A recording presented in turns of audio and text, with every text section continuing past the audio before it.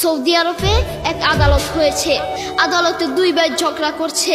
এক ভাই বলছে মাকে আমি রাখবো, আরেক ভাই বলছে না মাকে আমি রাখবো। দোনো ভাই ঝগড়া করছে মাকে ঘরে রাখার জন্য। এরপর এক ভাই মাকে নিয়ে চলে যাচ্ছে, আরেক ভাই মাটিতে গড়া দিতে দিতে অবস্থা খারাপ। সৌদি আরবে আদালত হয় মা বাবাকে ঘরে রাখার জন্য, আর আমাদের দেশে আদালত হয় মা বাবাকে ঘর থেকে বের করার জন্য, ঠিক কিনা? যুবক, তোমাকেই বলছি, তোমার বন্ধু তোমার আপন নয়, তোমার বউ তোমার আপন নয়, তোমার শ্বশুর শাশুড়ি তোমার আপন নয়। এই পৃথিবীর বুকে আপন হলো তোমার মা এবং তোমার বাবা।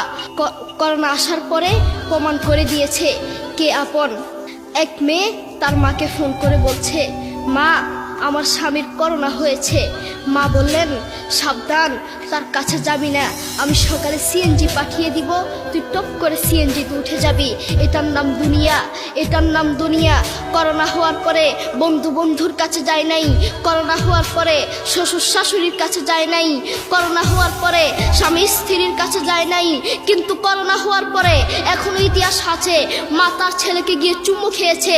করোনা হওয়ার পরে এখনো ইতিহাস আছে বাবা তার ছেলেকে কাঁধে নিয়ে হাসপাতালে গিয়েছে, ঠিক কিনা? যুবক, তুমি তোমার মাকে কিছু মনে করছো না। তোমার মাকে তুমি ঘর থেকে বের করছো। ছেলে বিদেশ থেকে এসেছে, এসে শ্বশুর বাড়িতে গিয়েছে, তারা তাকে উল্টাপাল্টা বুঝিয়েছে। এখন বাড়িতে এসে সে বলছে, মা তুমি আমার টাকায় খাও, আমার ঘরে থাকো, আবার আমার বউকে পিটাও। এই কথা শোনার পরে কি কোনো মার কলিজা আছে? মা বাথরুমে গিয়ে আধা ঘন্টা কাঁদতে লাগলেন। কেঁদে অজু করে নামাজে দাঁড়ালেন। নামাজ পড়ে আল্লাহর কাছে বলতে লাগলেন, আল্লাহ তুমি আমার মার উপর রাগ করিও না, আমার ছেলের উপর রাগ করিও না, ও ভুল করেছে, তুমি আমার ছেলের উপর রাগ করিও না, আমি আমার ছেলেকে বুঝাবো। এরপর মা গিয়ে ছেলেকে বুঝাচ্ছেন, বলছেন বাবা তুমি আমাকে বের করে দিবা, সমস্যা নেই, তুমি আমাকে বের করে দিও, কিন্তু আমার একটা স্বপ্ন আছে। ছেলে বললেন কি স্বপ্ন বলেন? মা বললেন তুমি বাজারে গিয়ে একটা পাকা আম নিয়ে আসবা, এসে তোমার বুকের উপর রাখবা, সকালে উঠে ওটা আমি খাবো। এরপর ছেলে বললেন আচ্ছা ঠিক আছে। ছেলে বাজারে গিয়ে একটা পাকা আম নিয়ে আসলো, এসে বুকের উপরে রাখলো। 5 মিনিট না যেতেই সেই আম পিঠের নিচে পড়ে চ্যাপ্টা হয়ে গিয়েছে। এরপর ছেলে মাকে বললেন, মা তুমি কি সকালে উঠে আমটা খাবে? ওটা 5 মিনিট না যেতেই পিঠের নিচে পড়ে চ্যাপ্টা হয়ে গিয়েছে। এরপর মা চোখের পানি ছেড়ে বলল, বাবা আমি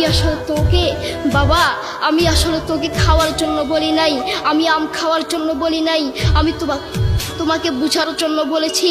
তুমি আজ একটা রাত এই আমটা রাখতে পারো নাই, আমটা বুকের উপর রাখতে পারো নাই, আর আমি সেই তোমার দুঃখিনী মা যে 1 বছর 2 বছর নয় 3 বছর নয় পাক্কা 5টা বছর এভাবে তোমাকে রেখেছি।